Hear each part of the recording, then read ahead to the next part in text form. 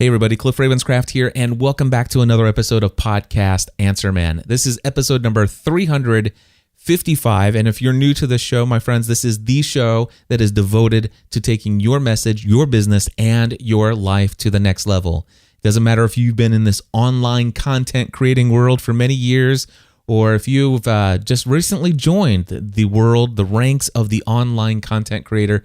There's something we can do to take everything we do in life to the next level. And that's what this podcast is all about. Now, some of you are thinking, what in the world has happened? You know, where is the music? Where's the intro? Where's the jingles? And I want to tell you, it's totally 100% intentional that there is going to be no audio clips played anywhere in this podcast episode. And why am I doing that? I'm doing it just to show you that it's possible. I'm actually teaching, I'm wrapping up the final week of my current session of podcasting A to Z. And there are several students in there who on literally the last 2 days of the course are still struggling to find the right music for their podcast. And a couple students have said, you know what, forget it. I know you want to listen to a sample episode of my new podcast that I'm going to be putting online. I haven't settled on the music yet, but here's what I've got. And I listened to it and I'm thinking, why? Don't feel like you have to have music in the front of your show. Don't feel like you have to have some kind of professional audio intro to have your content be valuable to your audience, to actually gain their attention, to really mean something to them, to even sound professional. This podcast, I believe, is probably going to be just as valuable, maybe even more valuable than the 354 podcast episodes before it. And I believe this may be the second or third time I've actually produced a podcast without any audio clips. Now, this one is intentional for the purpose of saying, you know what? No audio clips. None at all. I'm not even going to put any in post-production, just to show you that it is possible. Don't let anything stand in the way of you creating content that gets your message out into the world. Don't let your artwork hold you back. Don't let your audio branding hold you back. None of that stuff. Do I believe that having professional sounding audio or a great sounding song that kind of really sets the tone and the energy for your podcast, can that actually help you make a great first impression? I do believe that. And I believe that if you're going to use artwork, and if you're which I believe you should because of the search results and stuff, and I believe that if you are going to use music, you should use something that really does draw people in and it actually does sound professional. But that by no means is an endorsement of me saying you can't create content unless you have these things in place. You can hit the record button and say, hey, everybody, I'm here. I'm glad you're here. This is who I am. This is what this podcast is about. And we have a great show for you today. So there you go. Topic number 1 of episode number 355. You can actually create a podcast without a single audio clip played from anywhere.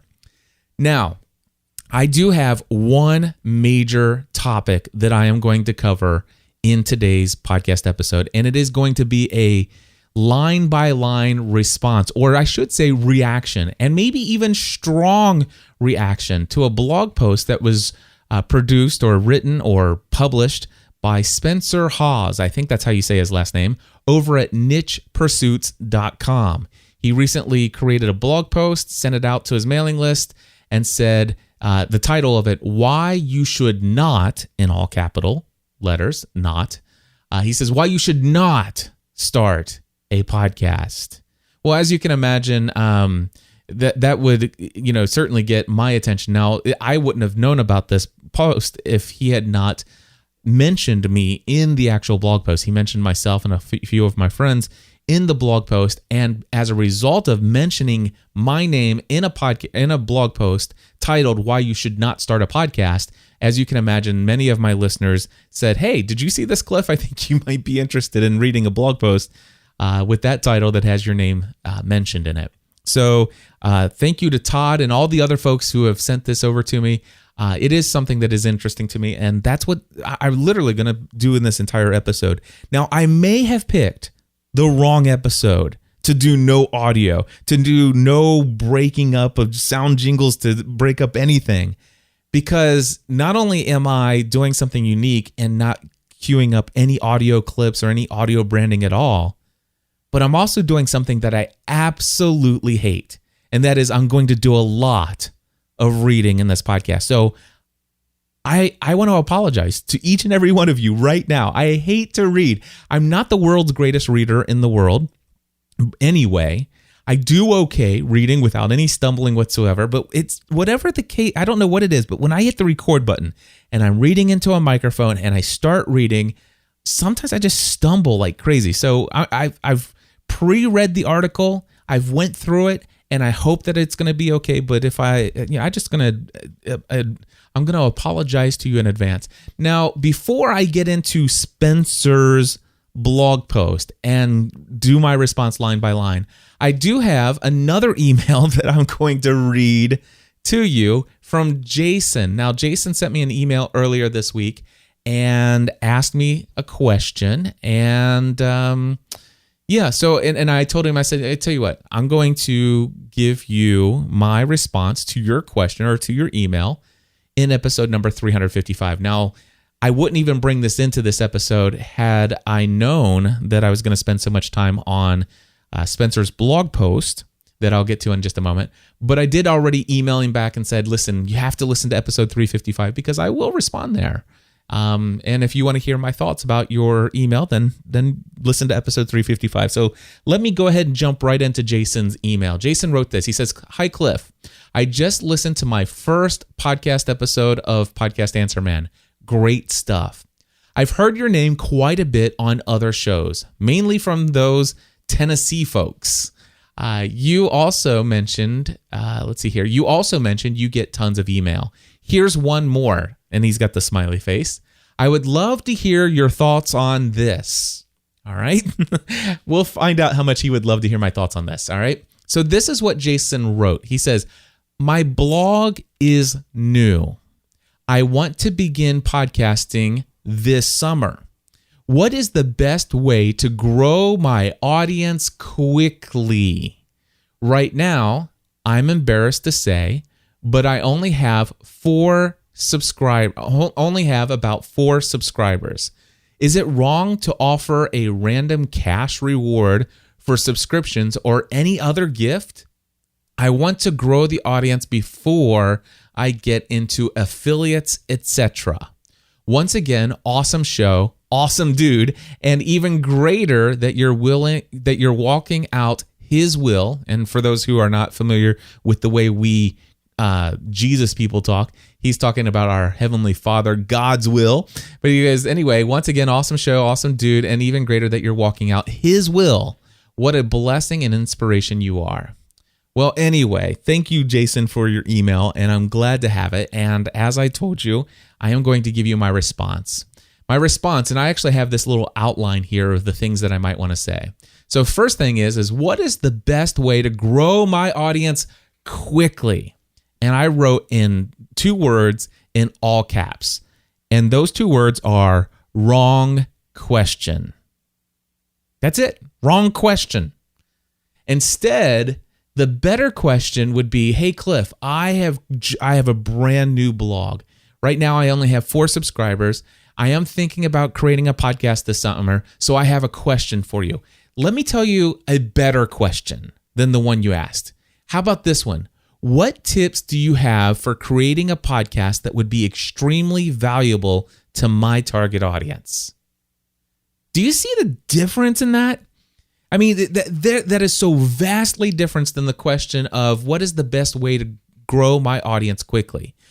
First and foremost, let's forget about quickly.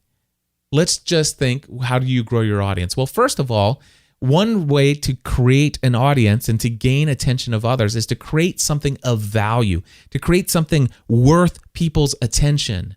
And something, my friend, that you would never have to pay them for, that you would never have to give them cash rewards if they actually subscribe to your podcast, or cash rewards if they would subscribe to your blog. That, my friend, that is just not how you want to build anything. And so instead of thinking about growing things that way, you want to start thinking, what can I do to serve others? Now, here's the thing. I've never really had anybody say I only have 4 subscribers to my blog before. But I don't know where you're getting that number from. But here's what I would recommend that you do. The best thing you could do right now, Jason, before you even think about starting your podcast, is see if you can figure out who those 4 people are. Those are extremely valuable people. In fact, anytime you ever have anybody who is already subscribing to anything that you write or say, never use the word only in front of the number of people who are doing that. Because in my mind, what that does is it takes away the value of each of those individual human beings who are actually reading your words or listening to your words. And, in fact, if it were me, I would say, hey, my blog is brand new, absolutely brand new. And I've already, as far as I can see in my stats, I can tell that I already have been blessed to have 4 subscribers. I know it's not huge, but at least it's a start. Do you see the difference in the mindset? So I will tell you that my feeling and my opinion is that unless we change our mindset on the value of the people who are already subscribed to the stuff that we're creating, the content that we're creating, then we'll never really see success. And it doesn't matter how you define that success. I think that we find success and we literally can grow an audience by being thankful for the audience we already have and understanding the value in 1 subscriber and understanding the value of 10 subscribers. Instead of thinking, and the other thing that I can, and maybe I'm going to make an assumption here. You said, I want to grow the audience before I get into affiliates, etc. And now I'm going to make a jump here, but Jason, what I hear is I really want to grow the numbers of people who are subscribed to my audience before I start looking to generate income. That's what I'm hearing. And if that's the case, I want to encourage you to go back and listen to a prior episode of Podcast Answer Man that you can go to podcastanswerman.com/occupation. If you just type that into your web browser, it'll take you to episode number 324 of Podcast Answer Man. And the title of that episode is Podcasting as an Occupation: How Long Before My Podcast Will Start Generating Income? In that podcast, in episode number 324, I give my answer, my thoughts on how long it might take to start generating income with your podcast and my thoughts on feelings about that question in general. Now, if you want to know some thoughts on how to grow your audience and market your podcast, it's not a bad question. I think it has a lot to do with how the question is framed, but it's not a bad question. I want to grow my audience. I want to market my podcast. And so I did create a podcast episode, and it's episode number 254 of Podcast Answer Man. In fact, you can get that over at podcastanswerman.com/growing-your-audience. All right. Or if you want to, you just go to podcastanswerman.com and look up episode number 254. Either way, that's going to get you to, I think I gave 26 tips on growing your audience and marketing your podcast, all kinds of wonderful things. And guess what? It's the question that I answer there is not how can I grow my audience quickly, but instead those are 26 tips for helping you to create a podcast that would be extremely valuable to your target audience. And as you create a podcast that is extremely valuable to your target audience who already knows you or has already found you will begin to share it with others because it is so valuable. Think on those things. Anyway, I want to read one other thing here, and that is my favorite quote from Jason Fried's book, Rework. And I read this all the time. And in fact, it's going to, I'm just going to reference it. I'm going to read it now, but I'm going to reference it later in my response to Spencer over at Niche Pursuits. But anyway, this is the quote. The myth of the overnight sensation. It says, you will not be a big hit right away.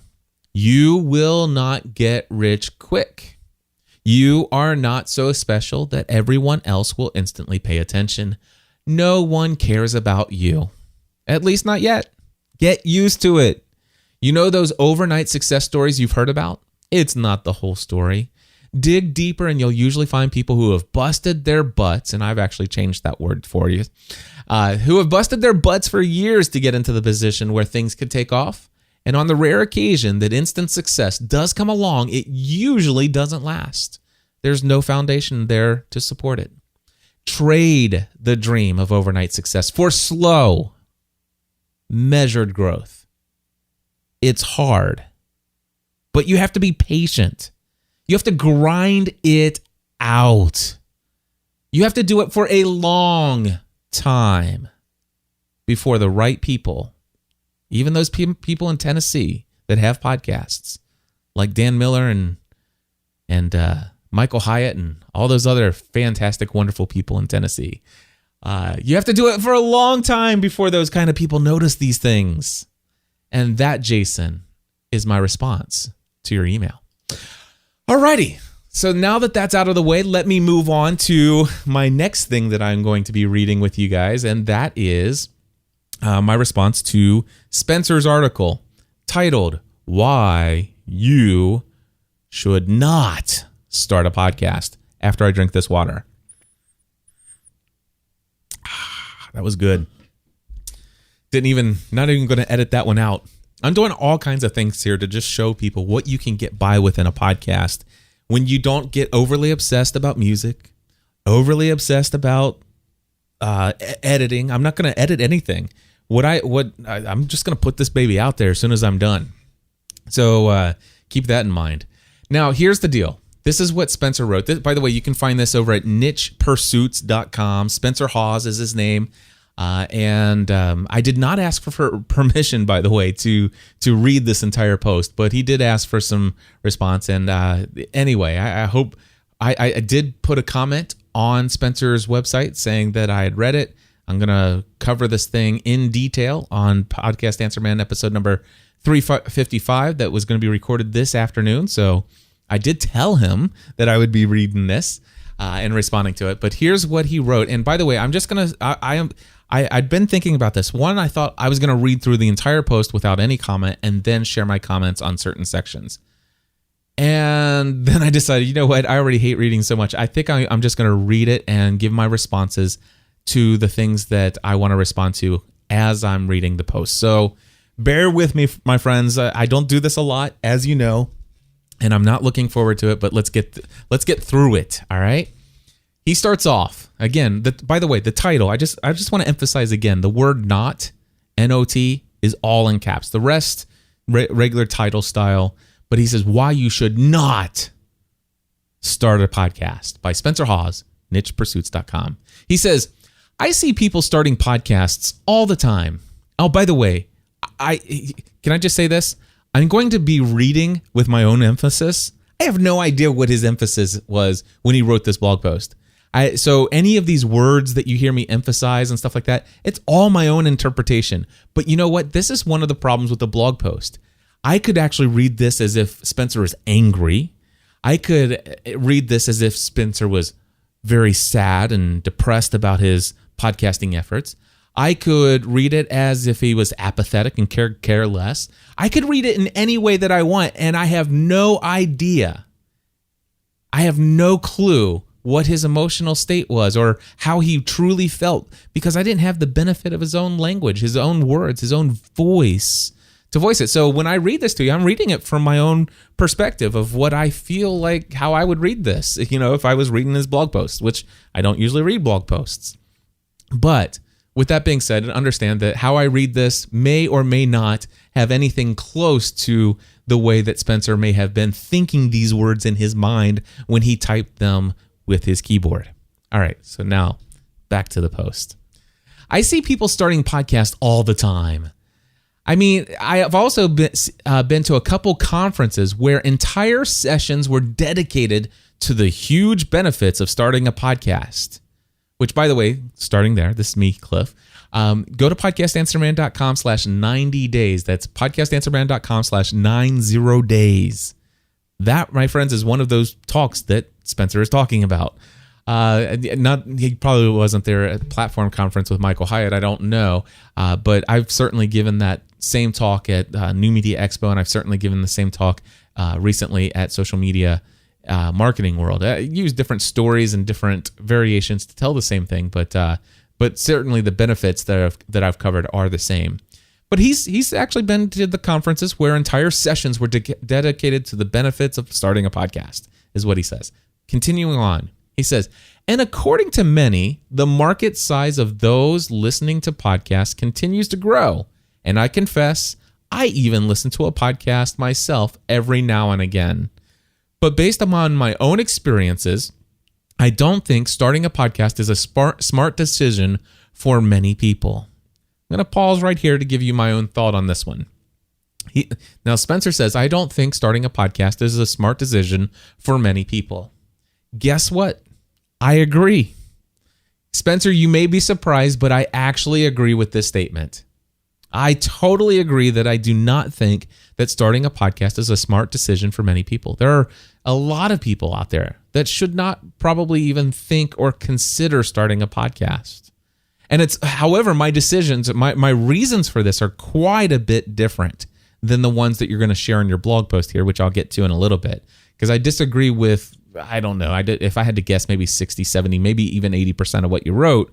But I do agree that there are many people out there who should not create an audio podcast. And, let me just give you one person who should not create an audio podcast. A person who really doesn't care about people. And by the way, please understand, I am not saying this about Spencer at all. In fact, Spencer has really good reasons why he doesn't want to do a podcast, and I actually agree with him. But with one or two reasons. He's got a new baby and he's got other business pursuits that are a higher priority for himself. Those are the reasons why, and I think those are great reasons. If you don't have the time and you want to do something that you feel is more valuable with your time, then go for it. Although I am going to tell Spencer and folks here why I believe that he could have actually seen a little bit more value from his podcast. We'll get into that. But that being said, there is one person out there, and I can give you a couple others, but there is one type of person out there that I don't think should create a podcast, and that is if you really genuinely don't care about people. If you all, and again, I'm not saying this about Spencer, but there are some people I know in the internet marketing space, they could care less about people. They really only care about numbers. Not that that's all they care about, but that's really what drives them. They'd rather have a list of 250,000 people, and if they did something and 30,000 people got upset and went somewhere else, well, those 30,000 people can just go because they weren't going to buy from me anyway. They're really not. If they sell a product and out of 3,000 people who purchased the product, if all of a sudden, let's just say it's $1,000 product, and it's $1,000 product, and 3,000 people purchased the product, they've made quite a bit of money. But if all of a sudden, there are a couple people who have some serious concerns about their feelings about the value of it, and they ask for a refund or ask for help or whatever, they'd just rather just give the refund and say, just leave me alone, go on your way. They really don't care about the individual because there's just too many to care about, and it's beneath them in certain ways. And you know what? Here's the thing: when you don't care about your audience, when you don't care about people, it comes through your voice. It comes through, and there's really no way to pretend that you care about people. And there's a lot of people out there. There are several people out there who, if they were to create a podcast, it would be difficult for people to actually come to know, like, and trust them. It would be easier for them to be liked in a blog post because you can hide, you can filter things a lot more in a blog post and stuff like that. And blogging might be better for those people. Again, I'm not saying that's true for Spencer at all. Matter of fact, I know people who know Spencer, and those people are really close friends of mine. And the fact that any of these folks say anything great about Spencer says a lot about him as a person. So I want to make that distinction, if you will. All right. So, but I do agree that there are many people who should not start a podcast. Now, this is where he continues on. I'm going back to his reading. He says, I want to be very clear. This podcast is not to discourage anyone from starting a podcast. Now, he did not put that emphasis there. It's mine. He says, I love listening to great interviews, and there are some fantastic podcasts out there. Now, Spencer, I didn't put this in my notes, but here's something I want to point out. From the very first section of your blog post all the way through the very end, you seem to equate podcast equals interviews. I'm just stating it. I said it. And from reading your entire blog post from beginning to end, it seems to me that you equate a podcast equals interviews. There are other kinds of podcasts out there. This podcast episode won't be a single. There will be no interview in this one, my friend. This one's a solo show. Cliff Ravenscraft. Not any music to break it up. It's all Cliff all the time from the beginning to the end. Wow. That's some really harsh stuff. But anyway, I don't know if you'll listen to this episode, but I imagine you probably will with the audience that I have. They'll tell you about this episode, and it might pique your interest. But anyway, he says, Spencer, you say, I want to be clear. This is not to discourage anyone from starting a podcast, yet the title is Why You Should Not Start a Podcast. So, I have to question your genuine, what is it? Is there a word for genuinity? How genuine are you in that statement? You want to be clear that this is not to discourage anyone, but yet it's titled Why You Should Not. Anyway, he says, continue on. However, what doesn't get talked about very much that I'm aware of, he says, is the downsides of podcasting. That's right. Not everything about starting your own podcast is as rosy as it sounds. I agree. I absolutely agree. In fact, when I'm on the stage, and if you were to listen to my talk that I gave at the over at the podcastanswerman.com/90 days, you, my friend, would hear me saying from a stage to hundreds of people at that conference, and of course, thousands have watched the video. But you would hear me say, if anybody ever told you that podcasting was easy, they lied to you. Podcasting is not easy. There are some downsides to podcasting. It is work.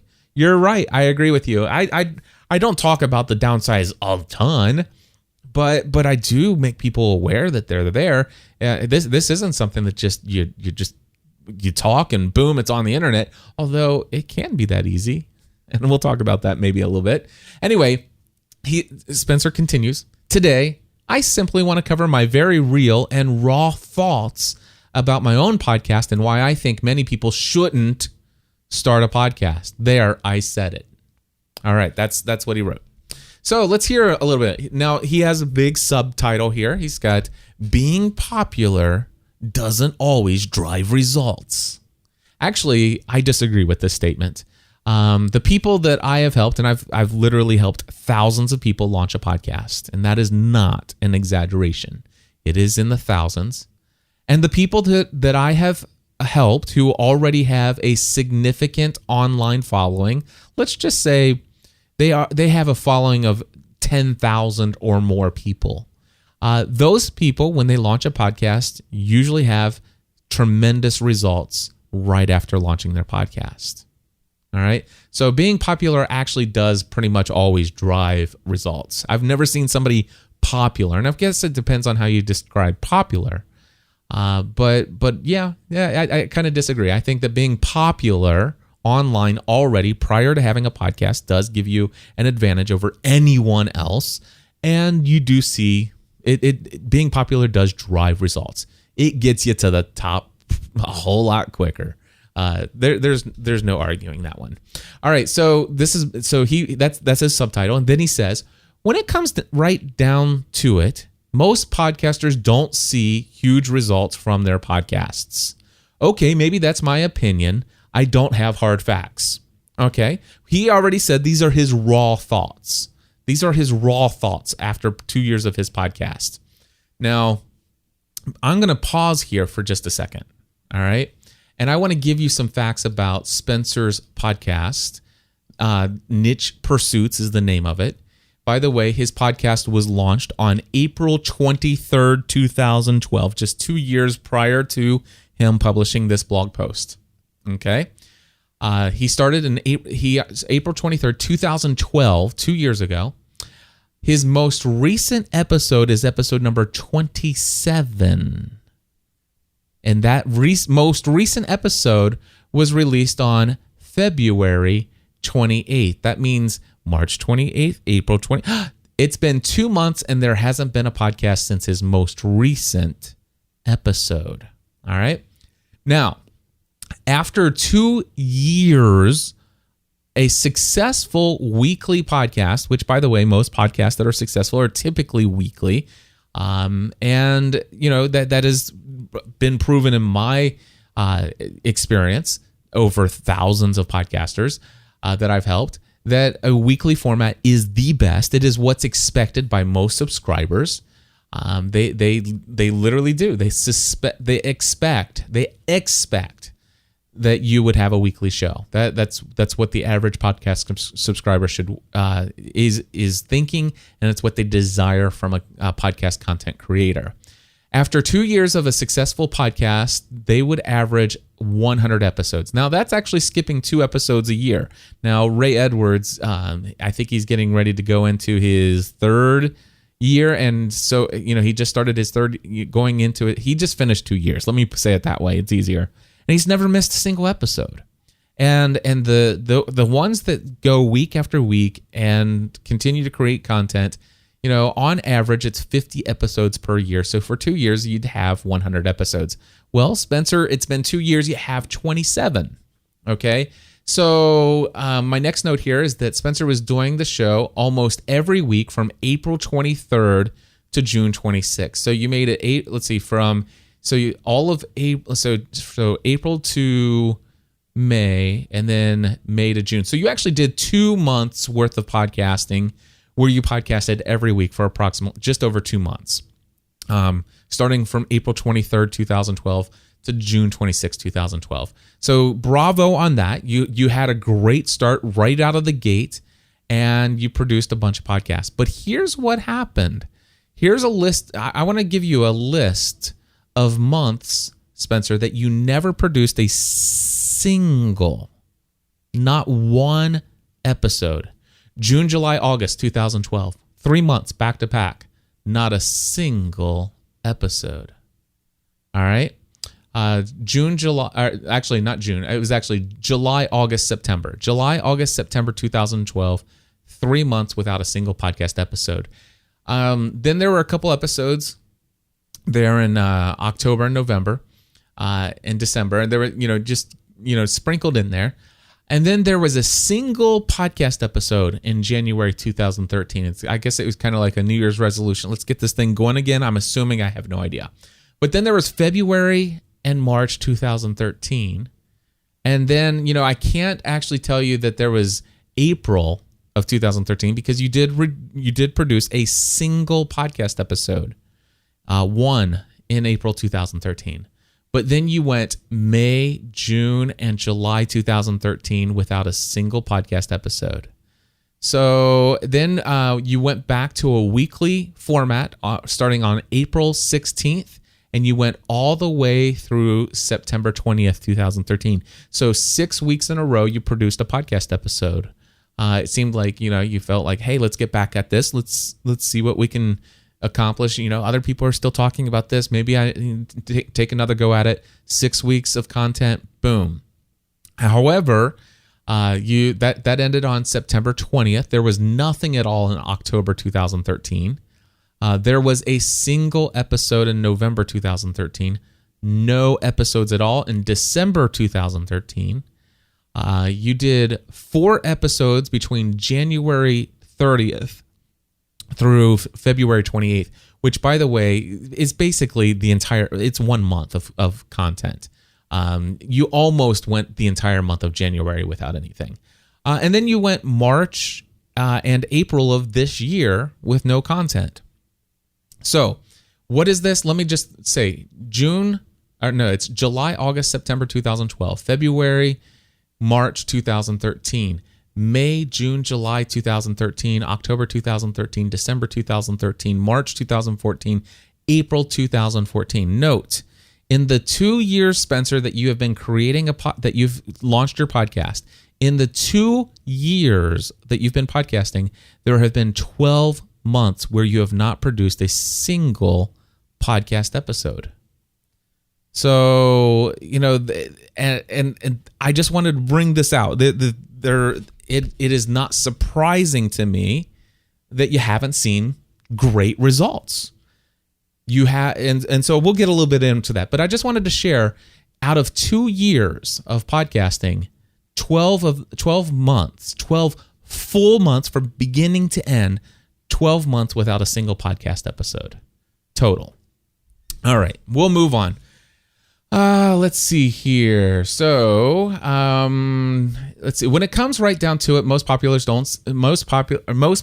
don't see huge results from their podcast.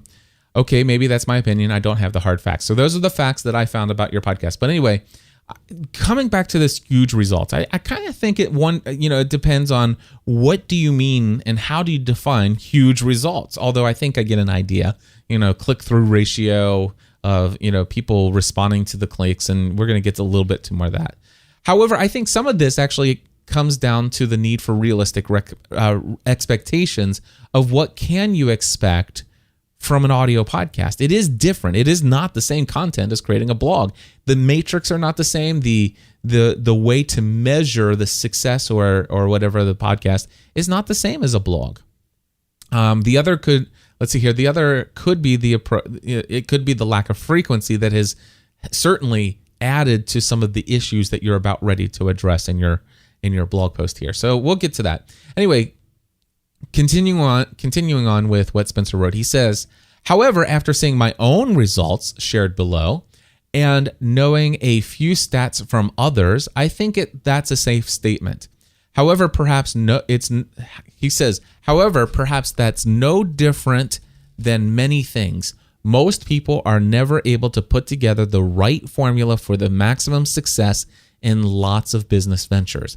I would agree with you. And I think for you, Spencer, one of the formulas for success, for maximum success in podcasting, is creating consistent content on a weekly basis. And that is something that has not happened with your podcast. So I just want to keep that in mind as we're weighing through these. I'm going to take another drink here. Now, Spencer continues. He says, I'm sure, like me, you've heard the big success stories from some podcasters. I applaud people like Andrew Warner of Mixergy.com, Pat Flynn of SmartPassiveIncome.com, John Dumas of EntrepreneurOnFire.com, and Cliff Ravenscraft of PodcastAnswerman.com that have created highly successful podcast businesses. Well, thank you very much. I am honored, Spencer, that you did name me among those folks. I enjoy, those are all wonderful people, close friends, and I'm thankful to be honored to be listed with them. And you're right, yeah, we have. But I will tell you, there's a whole lot more success stories than the folks that you mentioned there. And in my opinion, there are people who are way more successful than Pat Flynn, John Lee Dumas, Cliff Ravenscraft, or Andrew Warner. I just want to say that. There are. Those are not the best stories out there. There are some really other awesome stories. And no doubt there are several people who haven't heard those stories. But they're out there, and they're having massive impact on an audience where they're literally changing people's lives day in and day out. And guess what? Those people are actually making significant income as a result of their approach to podcasting. And they may not have the hundreds of thousands of downloads, or they may not be ranked in the top 5 of whatever category, but I'll tell you what, they're extremely successful. So there's a lot of wonderful names that could be admired in podcasting, and the ones that you mentioned, certainly, we do get a lot of attention in the space, but I just want to say it's not the only ones. Spencer continues. He says, I have no doubt in my mind, for some people, podcasting can be a huge marketing or business opportunity. However, for others, it's important to consider the downsides before jumping in with both feet. I agree with you there, by the way. He says, I've been blogging for 4 years now. So I had an audience in place when I started my podcast. So when I launched my podcast, I had immediate listeners. Yay! He writes. Now, here are a couple bullet point thoughts that I had related to that statement. Number 1, 4 years is not a long time.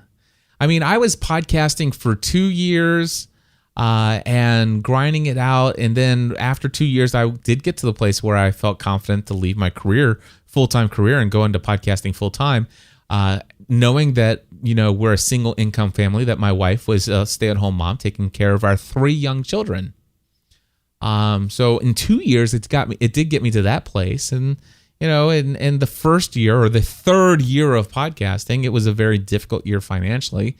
And fourth year, things started to kind of, take an upswing. And of course, it got a whole lot better. If you go over to podcastanswerman.com/income, you can read all about my stream of income and how it's increased over the years, and how through nothing other than podcasting and promoting my products and services through podcasting, that I had a year last year where my business had over $500,000 in revenue. But anyway, here's the deal. Still the thing. 4 years is not a long time. There is no doubt, Spencer, you have gained a significant audience. I have no idea. There's no way for me to know without you telling me. And it really doesn't matter to me, but I don't know how big or how many subscribers that you have to your blog or to your mailing list. My guess that it's really large. And for me, really large is 20,000 or more. And you probably think 20,000, if you only knew. I have 300,000 people on my mailing list. Or if you might even be thinking 300,000 too. He has no clue. I have 4 million. I have no idea. None of that really means a whole lot to me personally. But the reality is here's what I see. 4 years is not a lot of time. And the only thing that I can judge anything on is that if I go to your website at nichepursuits.com, on the right-hand side, at the top of your sidebar, you do feature 2 social media profiles. And I see that on Twitter, you have 3,103 followers. And on your Facebook fan page, or whatever they call those pages now on Facebook, you have 3,209 likes, or people who have liked your page. Now, please understand, in my opinion, 3,000 people, that's an admirable number. For somebody who's only been blogging for 4 years. I think those are great numbers. But I would like to think that you have actually more reach through your podcast than you do through your Twitter or your Facebook. Now, will Twitter and Facebook actually drive more direct results that you can measure to your products and services? Absolutely. Yeah. When you can just put a hyperlink and somebody can click on it and it's that easy, boom, yep, okay. No big deal. However, we're going to get into some things about your podcast that I just don't think that you've thought about in your raw thoughts that you've published in your podcast or in your blog post titled "Why People Should Not Create a Podcast." But anyway, I would say that your podcast is actually pretty darn successful. Especially given your lack of frequency, your podcast is an anomaly. And it probably has a lot to do with the fact that, you did bring a little bit of popularity with you when you came and started your podcast. And so I think that it goes back to whole, popular people actually do see some direct results. Anyway, Spencer says, in fact, my Niche Pursuits podcast made the new and noteworthy list on iTunes when it was first launched. Sweet, he writes. He says, from what I hear, that's what everyone is trying to achieve with their new podcast. Nope, I disagree. In fact, I want to tell you, and I've said this before on Podcast Answer Man, the last time I said it, I got some flack from people saying, "Gosh, way to burst my bubble." way to deflate the balloon, Cliff. Gosh, you could have said it a little nicer. Can I just say something? This is how you get into new and noteworthy. Create a brand new podcast and insert it into iTunes. Boom. You're new and noteworthy. Now, how do you get to the top of the list? Okay. create enough of an online buzz, either through your existing audience or through really getting the help of some online social media people to help you create some kind of buzz and get some folks where maybe 300 people. If you can get 300 people to subscribe to your podcast all in one day or within 2 days or 3 days, and get a bunch of people, get 20 or 30 people to rate and review your podcast. Boom, you're at the top of the New and Noteworthy. New and Noteworthy is no big deal. There are people out there who say this is 8 weeks of the best marketing you're ever going to get. And that's true for 5% of brand new podcasts that have something worth subscribing to, for all the people who are going to actually see it and click on it because they just happen to see it as it's up there. But the reality is most people's podcasts, 95% of all new podcasts out there, are not so great when they put out their first 5 to 10 episodes that people are going to actually preview it and say, that's the podcast for me. Just because it was new and noteworthy? No. Gosh, I don't teach this. I don't think that anybody should just be out there searching for this new and noteworthy golden goblet of success, whatever. Anyway, instead, for the most part, I actually tell people, my students who go through my course on how to podcast, I tell them, listen, embrace your invisibility. This is my favorite thing. I really never followed Jon Acuff all that much, but a bunch of my friends went to his conference, the START conference. I enjoyed it. I got to meet Jon Acuff. He's a super nice guy. I listened to one of his talks, and one of the greatest things I ever heard Jon Acuff say, and it will probably forever stick with, embrace your invisibility. Embrace your invisibility. I love that. He said, why do you embrace your, because this is your best opportunity to make all your mistakes, or a majority of your mistakes, without the whole world watching. Embrace your invisibility.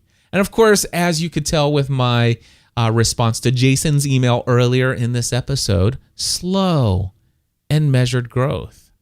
And remember, slow and measured growth. Remember, I told you, or Jason Fried said, when you see these overnight success stories, it's not the whole story. Usually there's these people have busted their butts for years. And I just want to say the word years is inferring more than 4.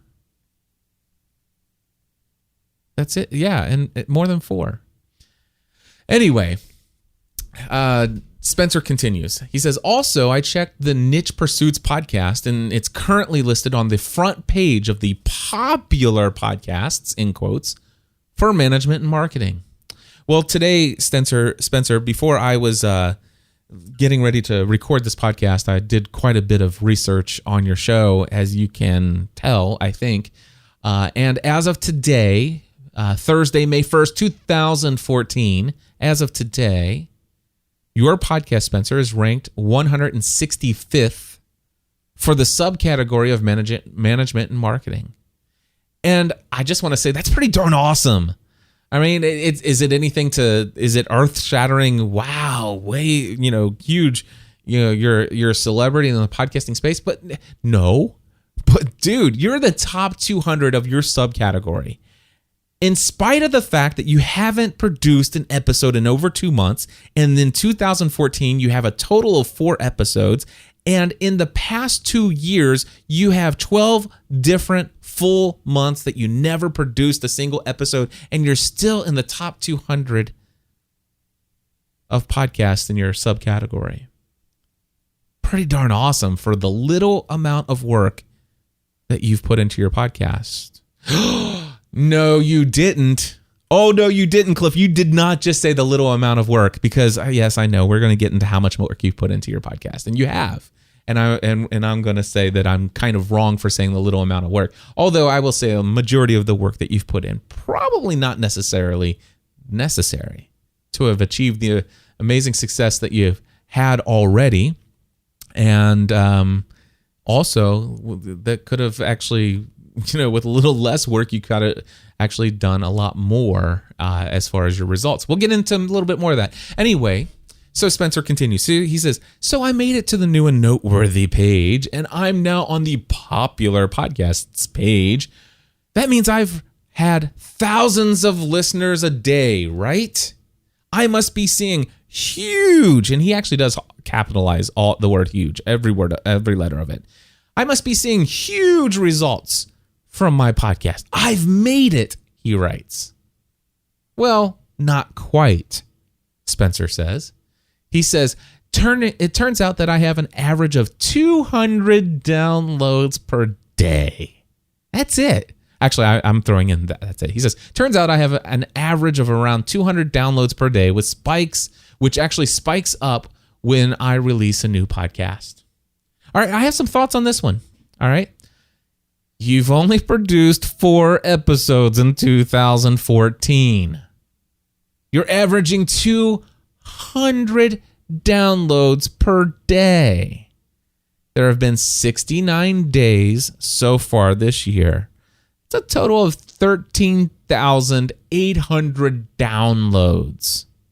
And that doesn't even include your subscribers. You know, these 200 people per day are probably just discovering you. Although I know you've got some thoughts on that. We'll talk a little bit about that, and I'll show you how you can find out whether or not that is true. Anyway, one of the things that's interesting is that Spencer actually did share a screen capture of his stats page from Libsyn. He said, and from that, I am able to see that he is getting between 1,200 and 2,200 downloads on the days that his podcast episodes back in February were released. Now, here's the deal. I'm going to tell you right now, he's lost lots of subscribers. He's actually went 4 months prior to February or January 30th. He's went 4 months prior to the February run of 4 episodes. He went 4 months without releasing any new episodes except for the November 25th one that he threw in. Basically, Spencer, and I say this respectfully, but basically you abandoned your audience. And I'm certain that a majority of the people who subscribed to your podcast when it first came out and the buzz was really going for you, and you had those 6 weeks of nonstop goodness, I would imagine back then you were probably getting right around 8,000 to 10,000 downloads per episode. Could be off, but I think that's probably about what you were getting. And now all of a sudden I'm seeing from your stats that there was one episode that you released in January 30th, or it might have been your first one in February. But I see that you got 2,200 downloads, and then I saw that it kind of still tapered down a little bit. And the idea, the concept, this idea that you're going to be able to just come back after 4 months and then boom, it's going to take off. It just doesn't happen that way. I'll tell you what, podcast subscribers, they're more willing to put up with lousy audio quality and see you grow than they are to actually have somebody kind of just show up, go gung-ho for a while, go away for a couple months, and then come back and release an episode or 2 and go away for another month, and then come back and release 4 episodes and go away for 4 months. You burn us out.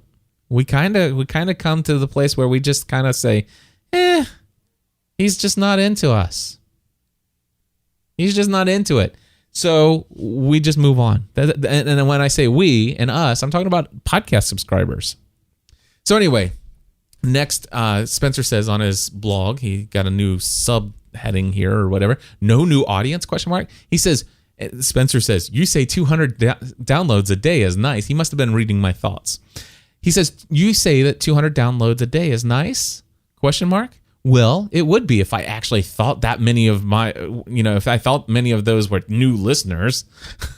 Spencer, they are. Yes, they are. Many of them are. You know how I know that they're new listeners? Because I had never heard of you before until about 3 months ago.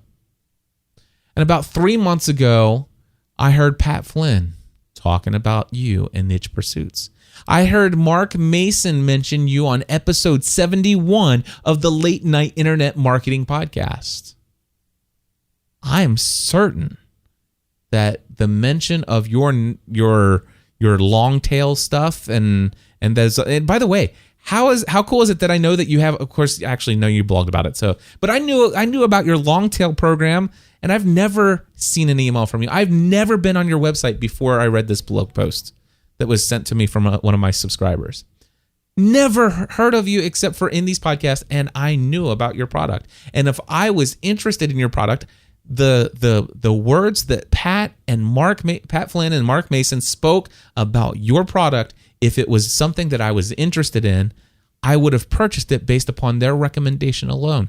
That, my friend, is the power of a podcast. It's how I heard about you, and I have no doubt that those 200 downloads a day are because of those kind of things. Brand new subscribers, people who are not yet reading your blog, subscribe to your blog. It is generating traffic, my friend. And you know what? People who listen to podcasts, we'll get to this a little bit more, but people who listen to a podcast, they're not going to read your blog posts unless they get to the place where they listen to your podcast and then they come to know, like, and trust you so much that they'd be willing to read your blog post because, and this isn't all of them, but a good percentage, I would say a majority of podcast subscribers prefer listening to audio way more than they prefer to read a blog post, especially if your blog post is more than 2 paragraphs. And if they're big, long paragraphs, I might not even read that. I'm surprised I read yours, except for the fact that it was a blog post that mentioned my name and had the title, Why You Should Not Create a Podcast, or whatever the title is. Anyway, moving on.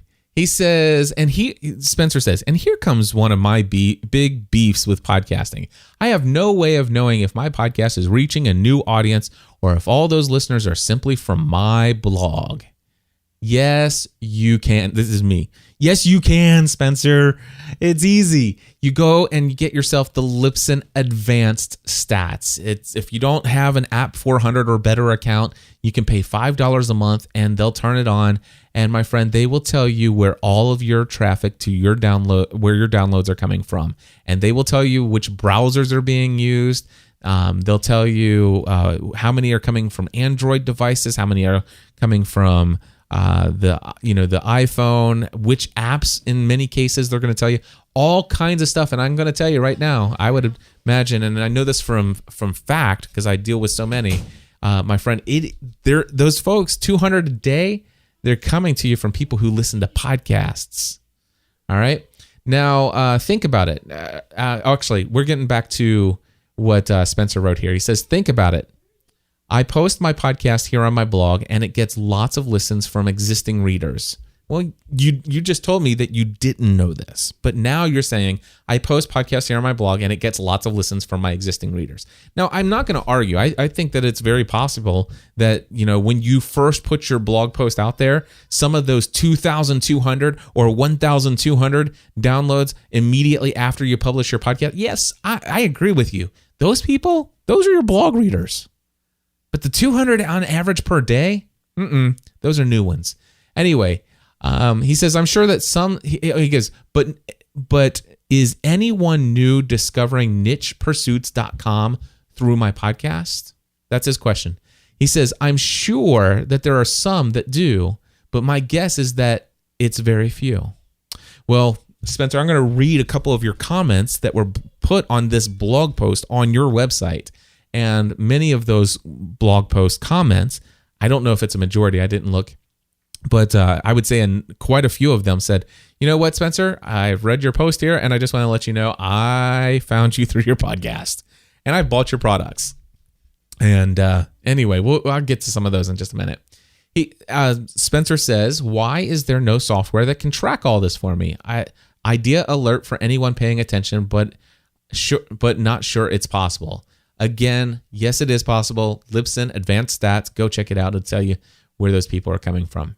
He says, the problem is that I get way more new visitors.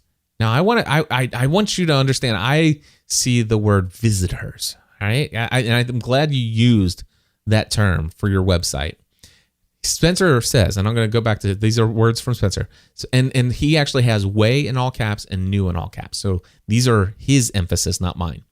The problem is that I get way more new visitors each day to my blog already.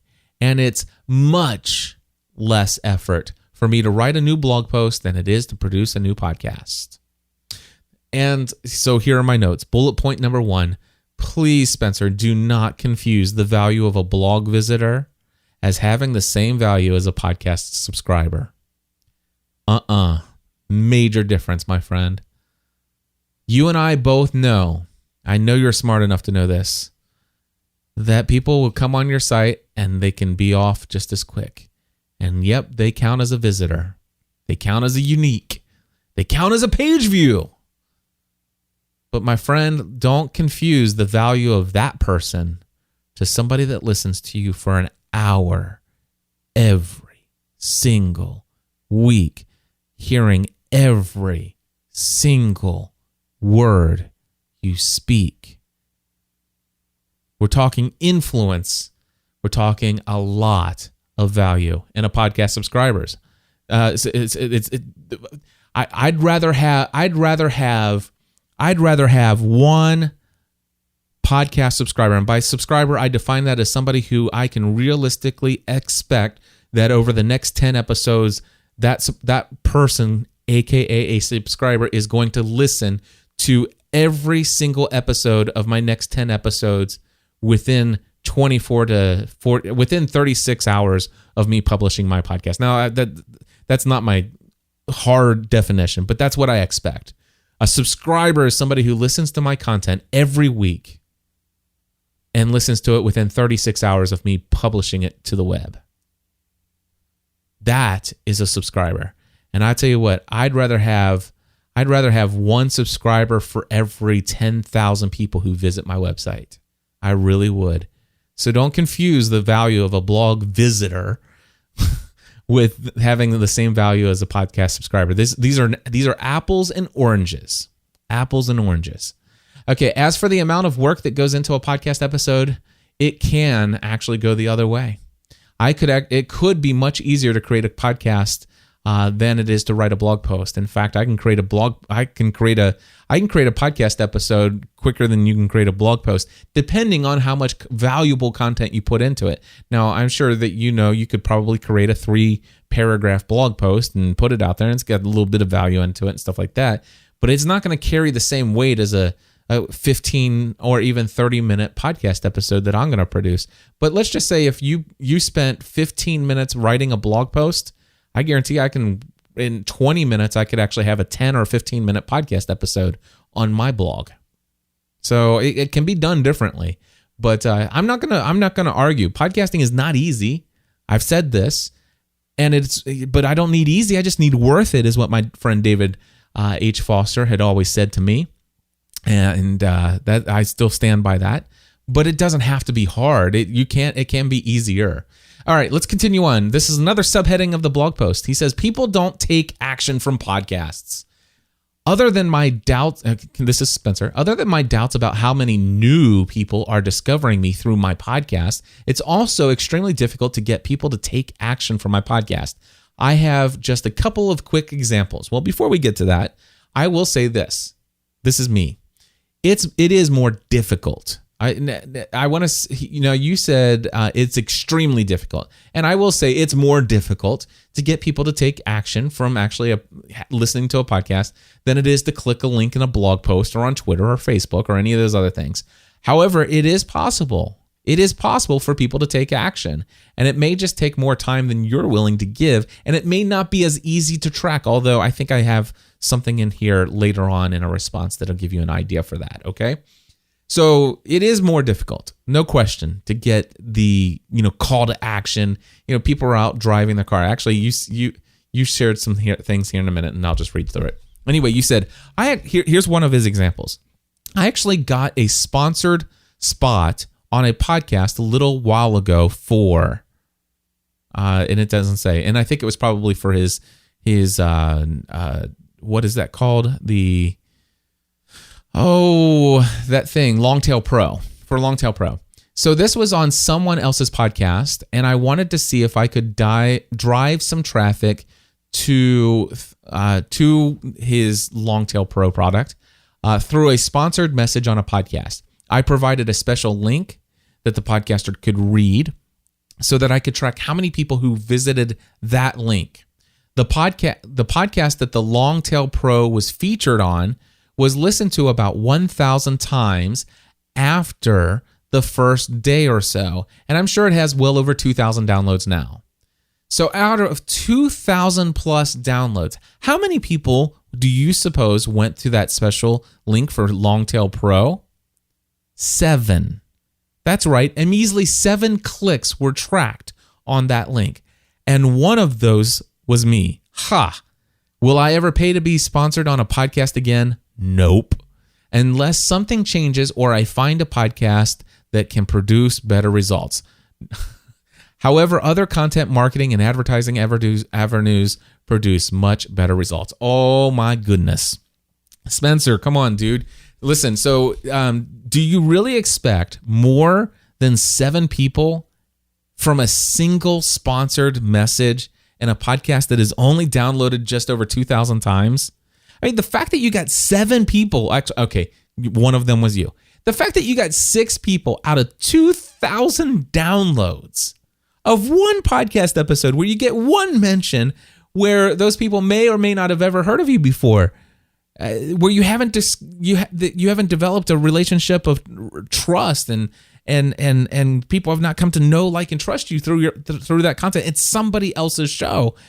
And anyway, marketing people, this is something no, I'm not a marketing big guy in marketing, but I've listened to enough podcasts on marketing that shows that people actually need to hear a message repeated several times. You have to have many touch points before people are going to take action. It's usually not until the 3rd, 4th, 5th, or 6th time.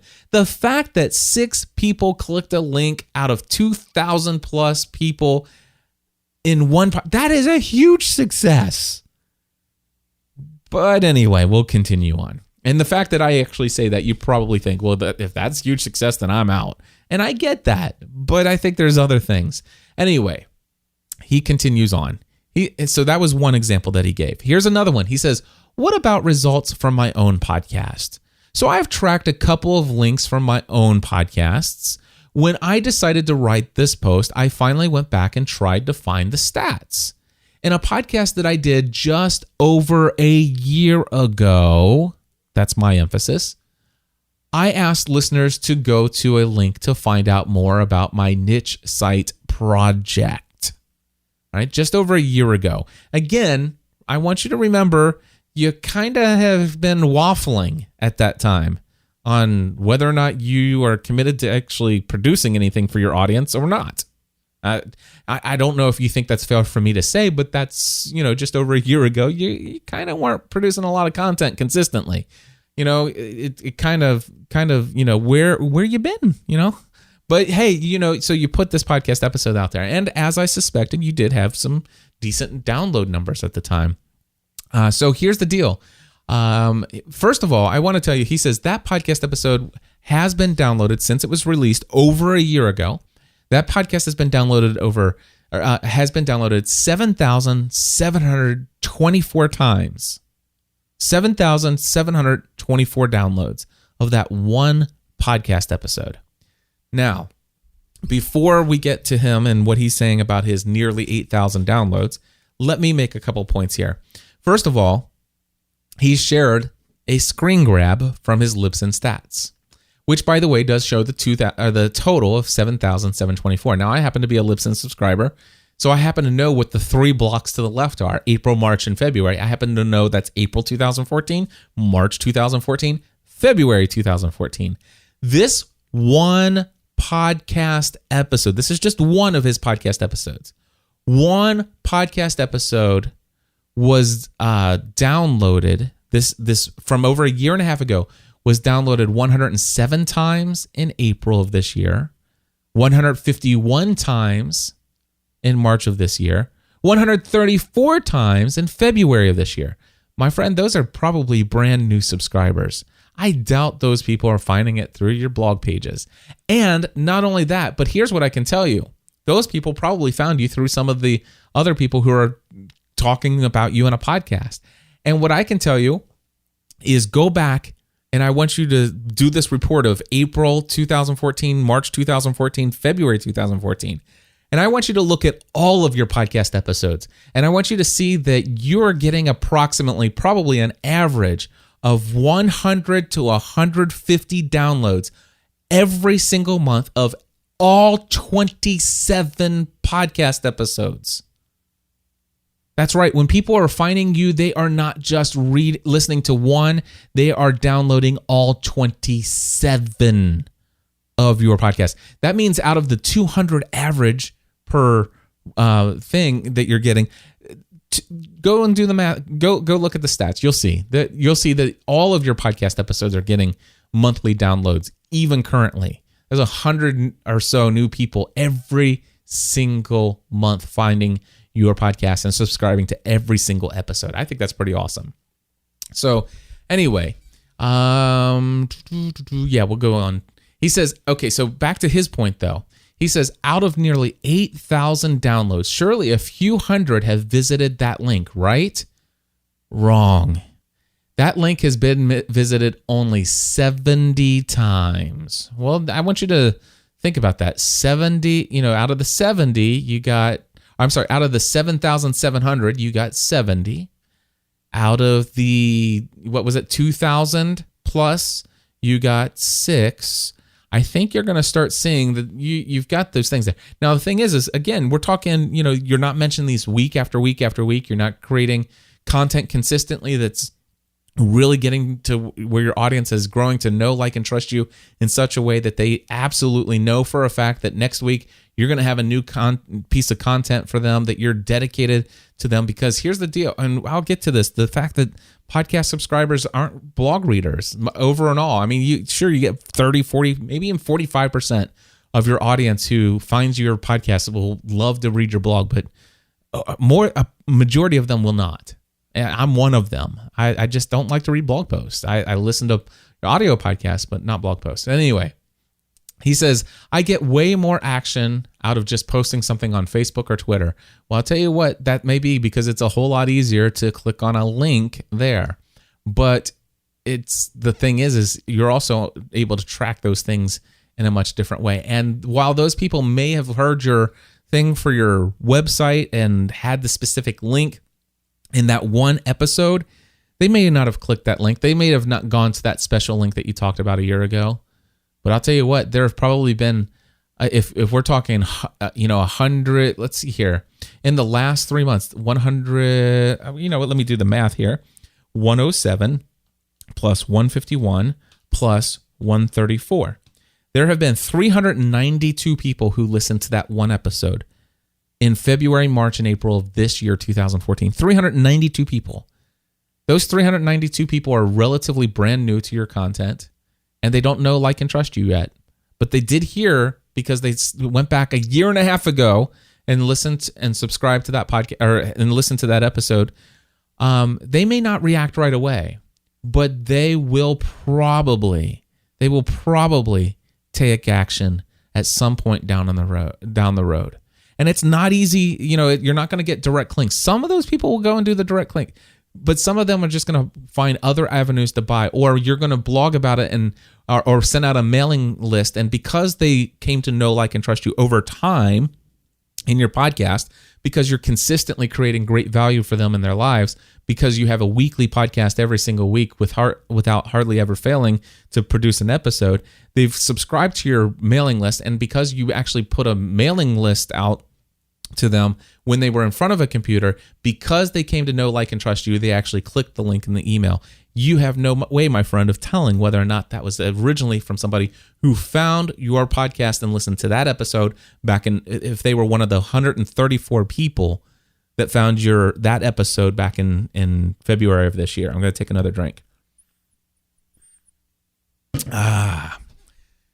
So anyway, he says, he gets the more out of the Twitter. He says, so overall, podcasts are not a good way to get people to act. I disagree with that. I do. It maybe immediately, okay. He says, and I totally understand people listen to podcasts while they're driving their car or running or working or other projects. Well, okay, do you understand that? That's the question. Because it doesn't sound to me from what you've written that you do understand that. If you do understand that, you may realize that they may not immediately take action on the clicks in your podcast, but they may eventually over time warm up to signing up for your mailing list, and then over time start clicking on the links and buying big ticket items from you, and then becoming longtime loyal customers of you, without ever knowing that it actually came from your podcast, but it may have. So I think that it does actually have, and we'll read some comments from your listeners in just a moment. Anyway, so if podcasts are not a great way to get people to act, why do people have podcasts? That, my friend, is a very good question. So why do so many people have podcasts? My friend, I'm going to tell you why. Because we have results. We see results. Plain and simple. I would not be doing what I'm doing right now if there were no results. And no, I'm not an anomaly. There are other people who are having results, and they aren't just Pat Flynn, myself, Andrew Warner, and John Lee Dumas, and all the other fantastic, wonderful people out there that are in the top 10, the top 50. And in fact, I know people who are having amazing results who aren't even in the top 200, like your podcast is. You don't have to be a celebrity space out there. You don't have to have tens of thousands, hundreds of thousands of downloads to have a real impact in people's lives and to have long-term positive effects on your business. So he continues on. He says, what this is another subheading of his post. He says, what podcasts are good for? He says, as a branding and relationship building tool, podcasts are excellent. I can think of no other format where you can essentially have someone listen to your voice for over an hour sometimes. Spencer, do not overlook that opportunity. Do not underestimate the value and the power that comes with somebody being willing to listen to your voice every week for 30 minutes to an hour, and they will. I can tell you right now, this podcast episode, I very rarely ever go over 1 hour. This podcast episode is easily going to be 90 minutes, and I guarantee you 95% of this subscription base of my podcast, thousands of people are going to listen to every single second of these 90 minutes, and they will not miss a single bit of it. Some of them may actually go back and listen to it a second time. Spencer says, I'm not here to bash on podcasts. I'm really not. For certain businesses or individuals, a podcast that is developed properly can be a fantastic way to grow your awareness. I agree, Spencer. And I think that the same could be for you if you were more consistent with your show. All right. He says, for individuals that are interested in speaking at conferences and probably eventually writing books, a popular podcast can help you leverage those opportunities.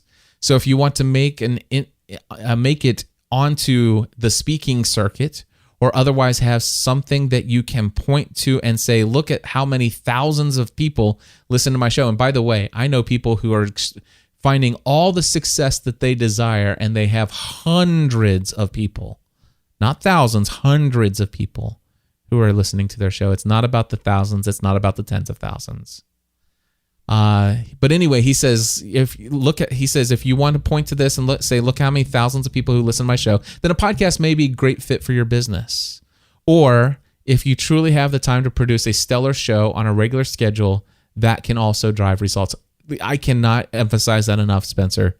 If you have a stellar show on a regular schedule, you are absolutely right. I think you would be seeing the results that you desire. If every week, or at least 50 weeks out of the year for the last 2 years, if you would have produced a podcast, you'd be writing a very different blog post, my friend. Guaranteed. I'm taking another drink of water there. He says, I personally have no desire to speak at conferences or get a book deal. I prefer to be thinking up new business ideas and making them a reality. To clarify, I'm not saying that people who speak at conferences or have book deals aren't also coming up with other business ideas, etc. That's just personally not where my focus is right now. And here are my comments, bullet points and all. That's just it, Spencer. You just hit the nail on the head with that statement. This has not been a focus for you and for your business, and that's why you have not seen the results. But just because you have not had it as a focus of your business, just because you have not had any of the results that you had hoped as a result of it not being a focus of your business, I just don't understand why you felt obligated or felt any desire to title your post why you should not start a podcast. You see, the fact that most of the reasons that you give for why you don't have a podcast is because you simply don't have the time for it, or you just simply, it's not a focus for you. And that's okay. That's okay. This could have very easily been a podcast or a blog post that says why I haven't been consistent with my podcast. Probably wouldn't be talking about it right now. I would have been in agreement and went right on. But the fact that these are reasons why people shouldn't start a podcast, I think they're pretty weak. I think there are other reasons why people shouldn't start a podcast, but these are not it. Anyway, Spencer continues. In addition, having a podcast is an excellent way to network and build great working relationships with other successful people. Now listen to this. This is Spencer's words right here. Nearly everyone I've contacted has agreed to be on my podcast. And I also get sent requests from impressive people that want to be interviewed on my podcast. So if nothing else, you can use your podcast network to network with other people and learn from some of the best in the industry. And again, Spencer and everyone who listens to my voice, and hopefully anybody who's read his blog post, do not underestimate the power that comes in the statement that nearly everyone he's contacted has agreed to be on his show. Nearly every single one of them has agreed to be on his show. This is his final subheading, I think. Nope, there's two. All right. He says, why podcasting sucks sometimes. He says, overall, your time is a very valuable resource. And for me, I don't see a lot of action taking place from my podcasting efforts. Spencer, with all due respect, these are the words that I wrote in reaction to that. I am going to read your statement again, and then I'm just going to read what I wrote, because if I don't read it word for word, I probably won't have the guts to say it. So here it is. You wrote, Spencer, overall, your time is a very valuable resource. And for me, I don't see a lot of action taking place from my podcasting efforts. My response, I'm reading it word for word. Again, your subscribers haven't actually seen a lot of action from your lack of focus on creating a consistent podcast for them to stay subscribed and engaged with. Or two. Anyway, yeah, you know what? I think it goes both ways. Your subscribers had not seen a lot of action from you. 12 full months without any podcasts over the last 2 years. So the lack of action goes both ways. Spencer says, my blog has not grown because of my podcast. However, my podcast has done okay because of my blog. Well, I won't argue that your blog and your existing audience helped you get a little bit of traction when you first started out. But I want to tell you right now, of all of the people who found you and already knew about you because of your blog, you may have had actually 60%, 70%, and you could have maybe even got 80% of the people who read your blog to actually listen to an episode or two or three or maybe even 4 episodes of your podcast. But I guarantee you, by the time you got to your 10th episode, only about 30 to 45% of those people continued to listen each time you put out a new podcast episode. Why? Because those people found you through your written blog, and they prefer your written blog, and they can read your written blog faster than you can speak your spoken words. And that's just the way it is. But the people who are subscribing to your podcast, you're right. Your blog probably isn't growing a whole lot. Well, that's not true, though. What I can tell you with conviction, of those 200 people every single day downloading your show, let's just say 50% of them actually subscribe to your podcast, which they will not, by the way. They will not subscribe to your podcast when they see that you have not produced a podcast since February. I guarantee it. They would. Okay, 10% of them, maybe 5% of them. But no, the average podcast subscriber is going to see that you put out 27 episodes in 2 years. They'll see all the time that the breaks in between, and they'll see that you haven't done anything since February, and they are not going to subscribe. But if you were subscribing on a weekly basis or producing podcasts on a weekly basis, and everything was done right, and you had new subscribers to your podcast, what you can expect is about 30% of them, when they come to know, like, and trust you, will automatically say, "Whew, I'm so glad I found Spencer," and they will subscribe to your blog. 30% of your audience, maybe 45, but usually 30 to 45%. The rest of the people, they'd have to really come to know, like, and trust you to then take action and sign up for your mailing list. And I'll tell you what, the people who sign up from your mailing list from your podcast, I guarantee you, they're more likely to click the purchase, the click at the, let me say that again. They're more likely to click the add to cart button than your actual visitor to your website. You know, it's just the way it is. So let's see here. Spencer says, I can see no growth in my blog readers, and I can't track my sales for my products directly to my podcast. And I'm going to read some comments from your blog that will show you that they're there, even though you haven't found a way to track them. I will show you through your blog comments. I'm sure you've seen that it has been generating some sales for you and you just weren't aware of it. And I will agree with you that these sales are not as easy to track. However, maybe perhaps a promo code available only to podcast subscribers is a way to go. You know, maybe you could always give 5% off, 10% off to anybody who's a podcast subscriber only. I don't know. I mean, who knows? If you're listening to this, you can hear it. You always get this, and you always use this promo code, and maybe that will help. But it can't be something you mention once and hope people use it. It's got to be something you kind of just throw in all the time. Anyway, Spencer says, however, I can track huge amounts of sales and blog readership to other methods that I have taken. When it comes right down to it, I can write a blog post in less time than it takes to produce a podcast. In addition, I can do my own schedule. For a podcast interview, you have to coordinate your schedule with someone else's, prepare questions, conduct the interview, to post-production, then write a blog post to go with each podcast. It's a lot of work. Number one, yes, it can be. Number two, it doesn't have to be. And number three, Spencer, you seem like a guy who could probably carry his own without interviewing a guest. I did it for this entire episode. I think you could too. And the fact that if you're listening to my voice right now, do you realize you're almost at 90 minutes of hearing my voice? Unless you put me on 2x speed, which is actually going to be more than 45 minutes. I don't know if you guys know that 2x is not really 2x. But some of you are listening to my voice at 2x. And today I'm going to get you that whole hour one way or another. Anyway, no, seriously. Spencer says, and perhaps I'm a bit spoiled now, but I really don't enjoy having official things on my schedule anymore. I'd prefer not to have any calls or interviews ever on my schedule. I know. You can call me a crybaby if you want. It won't hurt my feeling. Let me tell you something, Spencer. I'm just like you. I don't like official things on my schedule anymore. I don't take phone calls anymore. I don't do one-on-one anymore.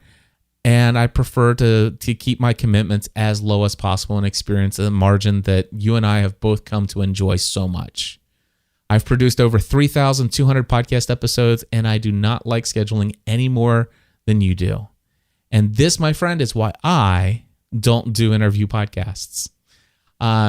Moving on, Spencer says, I just personally like to keep a free schedule so I can work on these projects I'm most interested in. So if I'm completely honest, hosting and recording podcasts is probably the least favorite thing I do in my business.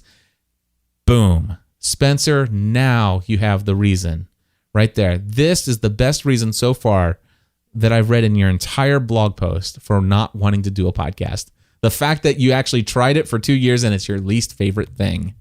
However, I'm telling you that before you just call it quits, boy, there are some things you could do to really make it a lot more fun and take a whole lot less time and just really see a lot more success. But anyway, Spencer says, I don't have a wonderful radio voice, and I'd rather analyze spreadsheets than interview someone. Yep, that's how lame I am. That's what Spencer said. Let me say something. Number one, I listened to a bit of your podcast this morning or this afternoon. I think your voice is perfectly fine for a podcast. I think you could do to upgrade your microphone, to be honest with you. I think the audio quality on a scale of 1 to 10, your voice comes through at a solid 6, maybe 7 in some episodes. But it's certainly, it's not very high on the scale, although you are better than 9 out of 10 other podcasts out there with what you're doing. But you could sound better, and it has nothing to do with your mic. It could actually drastically change your podcast if you invested like $70 in an Audio-Technica ATR 2100 with a nice windscreen or a pop filter and a tabletop mic stand. But whatever. And I agree. I feel the same way you do. The fact that you'd rather analyze spreadsheets than interview someone. Boy, if you were working with me originally when you first launched your podcast, I would have told you to avoid the interview format like the plague that it is for so many people. And by the way, I'm not anti-interview formats. I don't subscribe to them, but it's not my favorite format. I don't like to listen to them a whole lot. I'll listen to one every now and then, but and by the way, there are people out there who love them. But if you do not if you'd rather analyze a spreadsheet than interview someone, you shouldn't be interviewing people for a podcast on a weekly basis. It's ludicrous. Stop it. I'm going to tell you to go to youtube.com, Spencer, and do me a favor. Go to YouTube, and I want you to go to YouTube and do a search for Stop It, 2 words, and also add Bob Newhart. Okay? Stop it, Bob Newhart. Anyway, so yeah, stop doing the interviews. There's so many other ways. You can have a co-host and have more fun. You could talk like I'm doing. You don't have to, dude. The amount of time it's going to take me to produce this podcast is boom. I'm. You can tell I'm not doing any editing on it. But anyway, he continues. He says, if you're more interested in networking and building relationships than seeing immediate results, then maybe a podcast is okay. Spencer, you're saying that if you're more interested in networking and building relationships than seeing immediate results, then maybe a podcast is okay. Well, first of all, I don't think it has to be either or. And actually, number 2, I don't understand why everybody wants immediate results. And then you're probably saying, Cliff, how stupid. Who wouldn't want immediate results?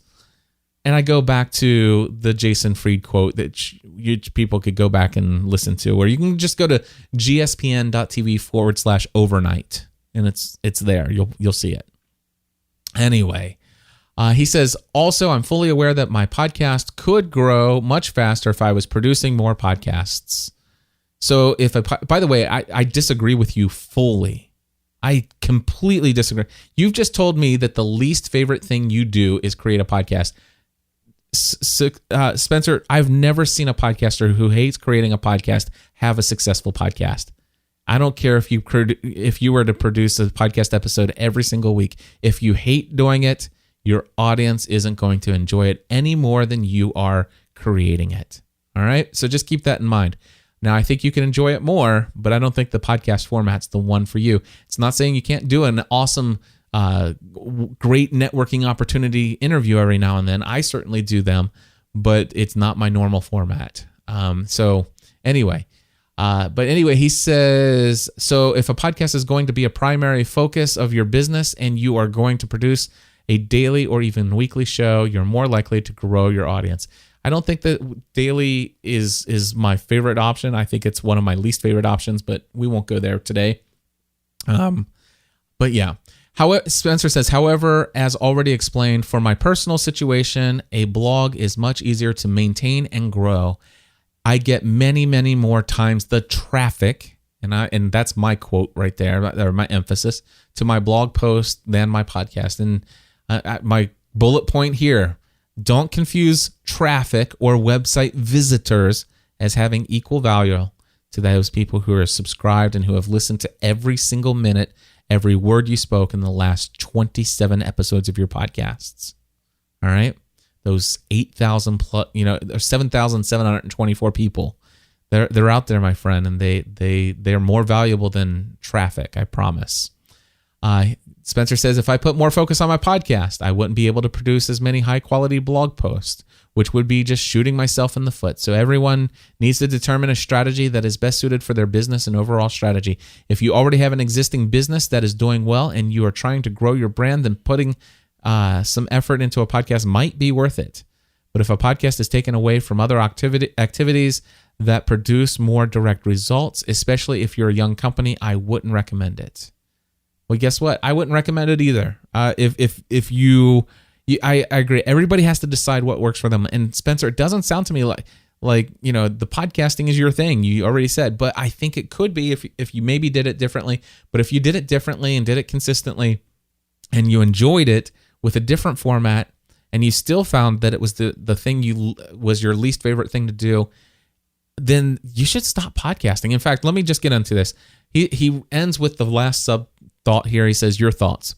As always, I'd love to hear your thoughts on the subject. I've given you plenty of mine. Do you have a podcast? Yes, I do. I've actually created 30 of them, 30 different shows since December 2005. I've produced over 3,200 podcast episodes with my voice in them. And I want to tell you, there are over 2,000 people in my community. And I know that doesn't sound like a lot, but let me tell you what those 2,000 people have done. There are over 2,000 people in my community who have listened to all 3,200 episodes of my podcast. I'll say that one more time. There, out of the tens of thousands of people who are subscribed to my podcasts today, out of all of those, I know of at least 2,000 people who have listened to all 3,200 plus episodes of my podcast. All of my shows are about an hour in length, by the way. Anyway, he says, I'm not here to say that no one should be podcasting, but if you are considering a podcast, you need to go in with your eyes wide open. I totally agree with you. And I also agree that not everyone should create a podcast. I really don't believe that everyone should create a podcast, but for different reasons than what you've listed. He says it's a lot of work and often does not produce direct results, i.e. new readers and sales that you might be looking for. And my bullet point is often, based upon what you said. You don't have the hard facts and research on that. And also, it's not about immediate success and overnight success. Are there some things that you can do? Yeah, but are those people long-term clients for years and years and years? Some of them, but podcast seems to give you the long-term, long-tail effect, if you will. But Spencer says, but if you are taking a long-term branding and awareness approach that you hope to leverage into other opportunities, then perhaps a podcast is a good way to go, but it's a huge time investment and other activities may be better use of your time. So what about my own podcast? Will I continue to produce it? Well, I'm not calling it quits yet, but for now, I will likely continue on the path it's on. I produce maybe one podcast episode every other month or so, and that's plenty for me. And I don't know. I'm not going to tell you what you should or should not do. I'm sure that the people who love you will love that you create them a podcast once every 2 to 3 months, and they'll be perfectly happy with that. Well, actually, they won't be perfectly happy with it, but they're going to enjoy it. You might as well just call it an audio blog post because that's what you're doing. You're creating audio content for your podcast or for your blog subscribers is really what you're doing. You're not going to gain long-term podcast subscribers. Those people are going to call it quits on you and have. I mean, that's evident in the numbers. Going from 7,724 or whatever those numbers were for that one episode a year and a half ago to the fact that, I saw your number when you released in February and those numbers were from recently. And I see that you're down from, almost 8,000 downloads per episode to an episode a year and a half ago to where you're, in February when you launched a brand new episode, the highest you got was about 2,200. So you basically, those are probably, those 2,200 are your blog readers. The 200 a day, however, are new subscribers that are finding you and then eventually will unsubscribe from you because you're not creating content on a weekly basis for them. Anyway, he says, if by miracle I find an extra 5 to 10 hours every week, perhaps I'll get excited and try producing some more. But don't hold your breath. I won't, Spencer, because I don't think unless you change your format. You said you'd rather analyze spreadsheets. Dude, spend your time analyzing spreadsheets because it'll be a whole lot better than creating an interview that you hate doing. Your audience will thank you for not creating those interviews that you hate doing. Anyway, let's see here. And then he ends his post with a new baby and other booming businesses. The podcast is pretty low priority at this point. Am I way off base here? Let me know your thoughts. Well, Spencer, this entire episode pretty much has been devoted to sharing with you how far off base I think a lot of those things are. I respectfully share this information. I don't know you personally. I've never met you unless we did meet, and now I really feel awful. But the fact is that, you know, I have heard Pat Flynn mention you. I have heard Mark Mason mention you, and I've heard about your product before. And real quickly, I just want to read to you a couple of blog posts. I know you've already seen these, but I'm going to read some blog post comments on your website. David wrote to you. He says, "Hello, Spencer. I found your blog after downloading a number of random podcasts from iTunes and listening to yours. In my opinion, hearing somebody talking to you on a podcast makes you much more likely to visit their site on a regular basis than it does from reading a blog post. Hearing the person talking also makes you feel more trusting of them.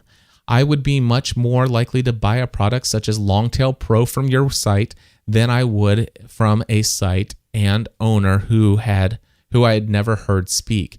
While podcasts may not dramatically increase the clicks you get, I definitely think they improve your trust and reputation, and you have the trust and reputation you have, and probably make your existing site visitors more likely to buy products from you." Spencer replied to David and said, "That's great that you found me through my podcast. I knew that there were a few people, but I have no idea how many. I agree with your analysis 100%. However, it comes down to time/benefit analysis. For some people that want to make podcast a vital part of their business, it is a fantastic methods. For others, using other marketing avenues can be just as effective." I disagree with that. I disagree that any other avenue can give you what David was talking about, hearing your voice and communicating on a weekly basis and having all of that influence that you have through them consistently hearing your voice. Anyway, John Hawes, I don't know if he's related to Spencer, but anyway, John says, lots to think about here. I just spent the last couple of days reviewing John Lee Dumas's income reports. I do agree that having to stick to some set schedule really sucks. I think if you can find a good niche, you can develop a large amount of brand awareness. Spencer replied, "Yep, lots to think about. John Dumas is a big exception, not the rule for podcasting," which, by the way, I just want to interrupt. I agree. John Lee Dumas is an exception to the rule of podcasting. All right. So just keep that in mind. He said, but Spencer continued in response in this comment. If somebody wants podcasting to be their business, then it's absolutely possible. But if somebody is already a blogger, software developer, or has a full-time business and they just want to do a podcast in addition to that, they should maybe think twice. That's all I'm saying. And I disagree vehemently with that statement. I believe that if somebody is already a blogger, software developer, and has a full-time business, that there is no other platform that can give you the benefits that a podcast can give you for developing a relationship where people come to know, like, and trust you. I encourage anybody who has not done so to go to podcastanswerman.com/90 days. Podcastanswerman.com/90 days. Those are the benefits of podcasting that podcasting offers that no other platform can give you, including blogging. Josh wrote to Spencer. He says, "I would echo David and Ben's comments. Podcasts by their nature feel much more personal than blog posts, and I think they do a lot to build relationships and trust. That said, I do understand that they take a lot of effort to pull off and might not always feel worthwhile use of your limited time and energy. I will say that I've gotten huge value from your podcast. I have listened to them all, some more than once." and I hope that you continue to do at least some every now and then. They've helped me feel like I've been able to get to know you more as a real person and decide that I could trust and support your products, which I'm glad I did. As a listener, I have also experienced frustration with the difficulty of taking action on a podcast. Like you said, I'm usually listening to a podcast because I'm busy doing something else. If I want to follow up on something that I hear, I have to remember to go back and re-listen or find the show notes and hope that the author has posted links. Definitely not ideal. Anyway, thanks for the nice post looking critically at what so many others are invariably overhype. And by the way, I just want to say in response to Josh, I agree. There are a few people out there that I believe overhype podcasting as far as instant success and financial rewards as a result of it, but certainly not overhyped for the benefits that I talk about at podcastanswerman.com/90days. Jason wrote to Spencer. Jason says, I'm one of those people who found your blog through the podcast. I really enjoyed the podcast you've produced and listened to them more than once. Why? Because that's all they have to listen to. You only give them 27. Anyway, Jason continues. He says, I'm soon to be in need of more hosting and Longtail Pro. So when I use your affiliate links and purchase Longtail Pro, you can chalk it up to sales from your podcast. Your blog is great too. Spencer replied, this could get interesting. Lots of podcast listeners are coming out of the woodwork. Good to know, as I have no idea unless you mentioned it here. All right. Gary wrote to Spencer. He says, hi, Spencer. Just to echo some of the points above, found out about you via a podcast I downloaded. I didn't take any action straight away, but I contained a few nuggets that prompted me to go back and listen to it again. You earned a sale of Longtail Pro out of this. I also think it gives more personal side to what you do. Being able to listen along while you do things is much more effective than reading a blog post. Well, sometimes anyway. And you don't come across like some of the bigger egos on the web. Hence why I replied to this post and continue to listen to your podcast long after most of the other guys have been deleted. Cheers. That's from Gary. Tony writes to Spencer, I found you through podcasts. I also bought Longtail Pro after hearing about it in a podcast. Podcasts are the number one way I consume content. But you are right. I don't take a lot of action outside of the podcast. I listen to Pat Flynn every day, but I only go to his sites maybe a couple times a week. Podcasting, by the way, just can I say, I listen to podcasts every day. Pat Flynn every day. That dude, do you know how much influence Pat Flynn has in Tony's life? A lot. Theanyway, Tony continues. Podcasting is a bit tough. There is a ton of casts that I love, but if there's not consistent new content, here it comes. If there's not consistent new content, I usually unsubscribe. I like to keep my subscribed list so that I don't have to scroll. Tony's not alone, Spencer. We all are that way. Well, majority of us are. Anyway, Alistair Cochran writes, Spencer, I don't think you can underestimate the relationship building side of it. The blog is all about advice, and it's easier to trust a guy when you've heard his voice and heard him interact with people. Your podcast and an appearance on other people's podcasts, for example, when you were on Smart Passive Income, makes you more real. When we find a new blog and we are evaluating them to try to figure out if they are the real deal and put out good advice. A podcast or YouTube videos help you gain that authority with your readers quicker so that you become a trusted source. I agree with that, Alistair. And by the way, YouTube videos are great, but nobody will give you an hour, 30 minutes to an hour, or now an hour and 48 minutes of their time to listen to a YouTube video on a consistent basis. Anyway, Rick wrote, hi, Spencer. As someone who travels a lot, I'm a big fan of podcasts. I utilize much of the windshield time as absorbing great information on building my business. As they say, it's an education on wheels. Also, as mentioned above, it's a great platform for getting to know a different side of the blogger. For me, it's more personal listening to their voice versus reading text. I find myself trusting more through the spoken word. Lastly, although I don't have a podcast yet, It seems consistency is the key to maintaining an interested audience. Most of my favorite podcasts are cranking out podcasts a week. Before I download a new podcast, I check the date and consistency of episodes before I consider even listening or previewing. Congrats on the new baby. With 4 kids and a thriving business, I can see your point in weighing the benefits of this platform. Good luck. P.S. Still loving Longtail Pro, says Rick. All right. Yisroel Reese wrote, "Hi, Spencer. I'm a listener to your podcast and have listened to many of episodes. I have also bought your products with both software and courses. I have to tell you, by listening to your podcast, I do feel that I got to know you and trust you more. And that is what directly has led me to read your blog post and buy from you, and perhaps even continuing paying for Longtail Pro Platinum." Yisroel. All right. And then Tom Martin wrote, "Hi, Spencer. I first heard about you through Pat Flynn's podcast and then went on to listen to yours. I think there are benefits to having a podcast that are less tangible. They build up relationships, trust, authority. They are hard to put a dollar value on. They are less likely through a text article." Anyway, he says, "This is certainly the case for me, as I went on to purchase Longtail Pro and am now much more likely to purchase through your other affiliate links and go to you if I ever want PBN links," whatever that is. Just my 2 cents worth. And the comments continue on his blog post. My friends, that is my response. Spencer, I don't know if you're still listening to me.